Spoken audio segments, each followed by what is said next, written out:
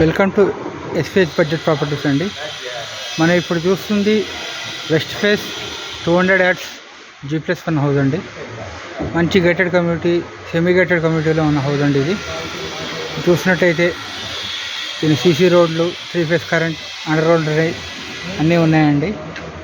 ఈ కాప్రా లొకేషన్లో వస్తుందండి. కాప్రా మున్సిపాలిటీ కిందకు వస్తుంది.